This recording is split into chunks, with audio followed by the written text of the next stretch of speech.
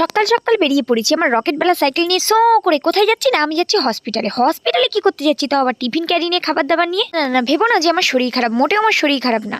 কোয়ার্টারে যাচ্ছে আমার ঠাকুমার শাশুড়িকে খাবার দিতে। হ্যাঁ বন্ধুরা, আমরা জানি ওকে দেখানো হয়নি, মানে ওনাকে দেখানো হয়নি তোমাদের। অবশ্যই একদিন শেয়ার করবো আমাদের বাড়ির নতুন মেম্বারকে। নতুন মেম্বার না, অ্যাকচুয়ালি নতুন মেম্বার হচ্ছে আমি। তো আমার ঠাকুমার শাশুড়ির ব্যাপারে অন্য একদিন বলবো আমি। চলো আগে তরমুজ খেয়ে নি, কারণ দুপুরে খাওয়া দাওয়া আমার হয়ে গেছে। তাই আমি আর আমার বর বসেছি এখন ফলের বাজার, মানে ফল খেতে। কেমন গগ্রাসে আমি একদম গিলছি ফল। অবস্থায় যদি আমার শ্বশুর শাশুড়ি বিয়ের আগে আমায় দেখতো, আমায় কখনোই বাড়িতে নিয়ে আসতো না। চলো ফল খাওয়া খাওয়াই তো কমপ্লিট হয়ে গেল। এখন বসেছি বেলের শরবতটা নিয়ে। ওই যে সকালবেলা দেখছিলাম আমি বেলের শরবত বানাচ্ছিলাম, হ্যাঁ ওটা বেলের শরবতই ছিল, অন্য কিছু না। তোমরা আবার কি ভেবে নিলে? চালের খাওয়া দাওয়া সেরে আবার চলে গেছি দোকানে। না, এটা আমরা খেতে যাইনি দোকানে, এখন গেছি কেনাকাটা করতে। কি জন্য? মাসিমণির বাড়ি যাবো। হ্যাঁ বন্ধুরা, মেসোমশাইয়ের পড়ে গিয়ে মাজায় লেগেছে, মাজায় ফাটচিট ধরেছে। তার জন্য আমরা সবাই মিলে চলে এসেছি মেসোমশাইকে রুগী দেখতে আসিনি তো, ভঙ্গি মারতে এসেছি। দেখো আমার অবস্থাটা। তো আমরা মেসোমশাইকে দেখতে থাকি, তোমরা আমাদের ভিডিওটা ততক্ষণে লাইক করে দাও। চলো বাই, দেখা হচ্ছে নেক্সট।